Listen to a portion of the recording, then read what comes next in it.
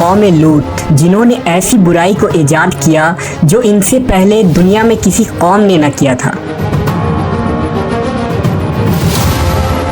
ایسی بدکاری جس کی مثال تاریخ میں کہیں نہیں ملتی۔ اس قوم نے ایسا کیا کام کیا تھا اور ان کا کیا انجام ہوا؟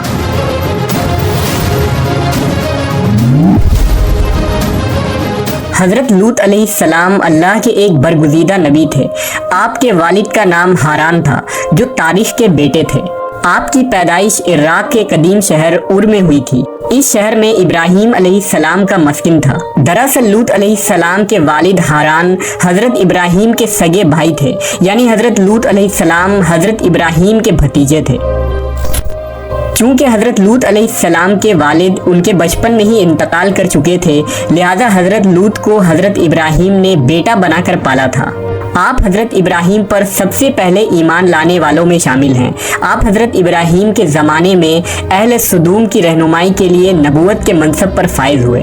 حضرت لوط کے بہت سارے معجزات ہیں۔ آپ جس وقت بارش کے لیے دعا کرتے تھے تو آسمان بادلوں سے بھر جاتا اور خوب بارش ہوتی تھی۔ حضرت لوط جس پتھر پر سر رکھ کر سوتے، اس پتھر پر آپ کے سر مبارک کا نشان بن جاتا تھا۔ سدوم وہ علاقہ تھا جہاں لوط علیہ السلام مبعوث فرمائے گئے۔ سدوم کے آس پاس 5 نہایت ہی خوبصورت شہر آباد تھے، جن میں سے ہر ایک کی آبادی 1,00,000 نفوس سے زیادہ ہی تھی۔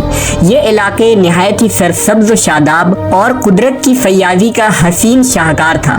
یہاں باغات کی کثرت تھی، لہلہاتی کھیتیاں یہاں کی ضروریات سے کہیں زیادہ تھی۔ اردن، شام اور اسرائیل کے درمیان بسا ہوا یہ علاقہ نہایت ہی زرخیز تھا۔ وہاں طرح طرح کے اناج، پھل، میوے بکثرت پیدا ہوتے تھے، اور یہی وجہ تھی کہ آس پاس کے بستیوں کے لوگ بھی اپنی معاشی اور غذائی ضرورت کے لیے ان بستیوں کی طرف آتے تھے۔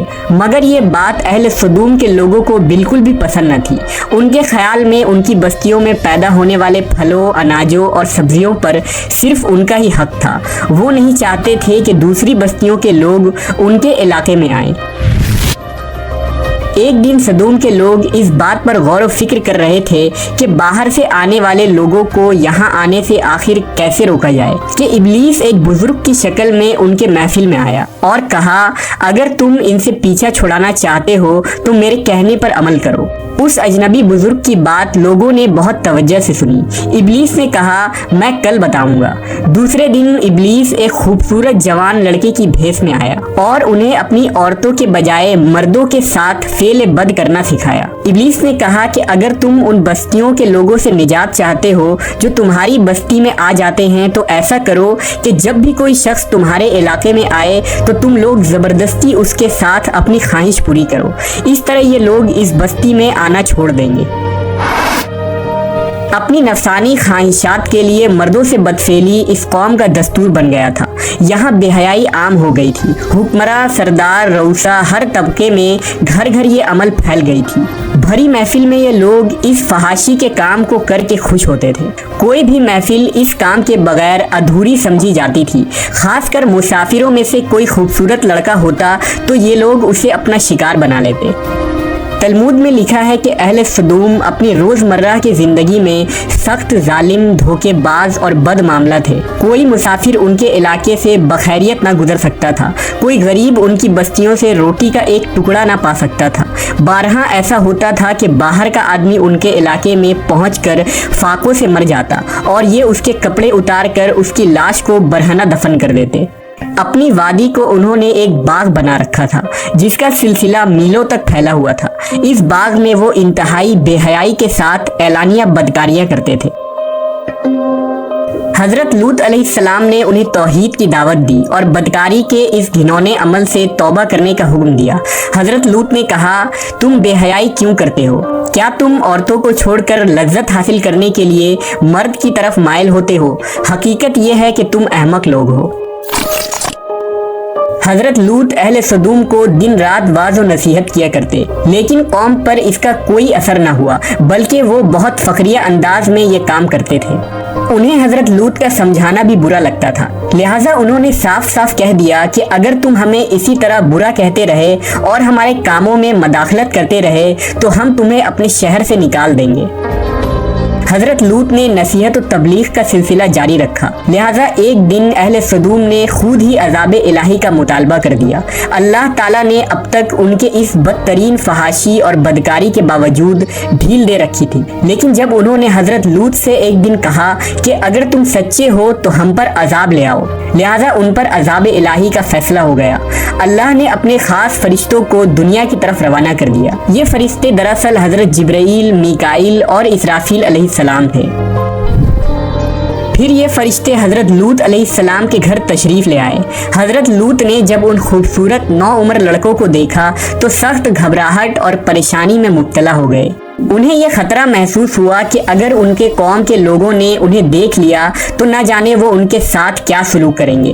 حضرت لوط کی بیوی کا نام وائلہ تھا، اس نے آپ پر ایمان نہ لایا تھا اور وہ دراصل منافقہ تھی، وہ کافروں کے ساتھ تھی، لہٰذا اس نے جا کر اہل سدوم کو یہ خبر دے دی کہ لوط کے گھر نوجوان لڑکے مہمان ٹھہرے ہوئے ہیں۔ یہ سن کر بستی والے دوڑتے ہوئے حضرت لوط کے گھر پہنچے۔ حضرت لوط نے کہا، اے قوم، یہ جو میری قوم کی لڑکیاں ہیں یہ تمہارے لیے جائز اور پاک ہیں، اللہ سے ڈرو اور مجھے میرے مہمانوں کے سامنے رسوا نہ کرو۔ کیا تم میں سے کوئی بھی شائستہ آدمی نہیں؟ حضرت لوط کی بات سن کر وہ لوگ بولے، تم بخوبی واقف ہو کہ ہمیں تمہاری بیٹیوں سے کوئی حاجت نہیں، اور جو ہماری اصل چاہت ہے اس سے تم بخوبی واقف ہو۔ قوم لوط کے اس بے شرمانہ جواب سے اندازہ لگایا جا سکتا ہے کہ وہ فعل بد میں کس حد تک مبتلا ہو چکے تھے۔ جب حضرت لوط علیہ السلام کی قوم ان کے گھر کی طرف دوڑتی ہوئی آئی تو حضرت لوط نے گھر کے دروازے بند کر دیے اور ان نوجوانوں کو ایک کمرے میں چھپا دیا۔ اس بدکار لوگوں نے آپ کے گھر کا گھیراؤ کیا ہوا تھا اور ان میں سے کچھ گھر کے دیوار پر بھی چڑھنے کی کوشش کر رہے تھے۔ حضرت لوط اپنے مہمانوں کی عزت کے خیال سے بہت زیادہ گھبرائے ہوئے تھے۔ فرشتے یہ سب منظر دیکھ رہے تھے۔ جب انہوں نے حضرت لوط علیہ السلام کی بے بسی اور پریشانی کا یہ عالم دیکھا تو حقیقت سے پردہ اٹھاتے ہوئے یوں فرمایا، اے لوط، ہم تمہارے رب کے بھیجے ہوئے فرشتے ہیں، یہ لوگ ہرگز تم تک نہیں پہنچ سکیں گے، ابھی کچھ رات باقی ہے، تو اپنے گھر والوں کو لے کر چل دو اور تم میں سے کوئی شخص پیچھے مڑ کر نہ دیکھے۔ اہل سدوم حضرت لوط کے گھر کا دروازہ توڑنے پر بضد تھے، لہٰذا حضرت جبرائیل علیہ السلام نے گھر سے باہر نکل کر اپنے پر کا ایک کونا انہیں مارا، جس سے ان سب کی آنکھوں کے ڈھیلے باہر نکل آئے اور بصارت زائل ہو گئی۔ یہ خاص عذاب ان لوگوں کو پہنچا جو حضرت لوط کے پاس بد نیتی سے آئے تھے۔ حضرت لوط علیہ السلام حقیقت حال جان کر مطمئن ہو گئے اور اپنے گھر والوں کے ساتھ رات ہی کو نکل کھڑے ہوئے۔ بیوی بھی ان کے ساتھ تھی، لیکن کچھ دور جا کر وہ واپس اپنے قوم کی طرف پلٹ گئی اور قوم کے ساتھ جہنم رسید ہو گئی۔ صبح کا آغاز ہوا تو اللہ کے حکم سے حضرت جبرائیل نے بستی کو اپنے پر سے اکھاڑ دیا اور پھر اپنے بازو پر رکھ کر آسمان پر چڑھ گئے، یہاں تک کہ آسمان والوں نے بستی کے کتے کے بھونکنے اور مرغوں کے بولنے کی آوازیں سنی۔ پھر اس بستی کو زمین پر دے مارا، جس کے بعد ان پر پتھروں کی بارش ہوئی۔ ہر پتھر پر مرنے والوں کا نام لکھا ہوا تھا۔ جب یہ پتھر ان کو لگتے تو سر پاش پاش ہو جاتے۔ صبح سویرے شروع ہونے والا یہ عذاب اشراق تک پوری بستی کو نیست و نابود کر چکا تھا۔ قوم لوط کی ان خوبصورت بستیوں کو اللہ نے ایک انتہائی بدبودار اور سیاہ جھیل میں تبدیل کر دیا، جس کے پانی سے رہتی دنیا تک کوئی فائدہ نہیں اٹھایا جا سکتا۔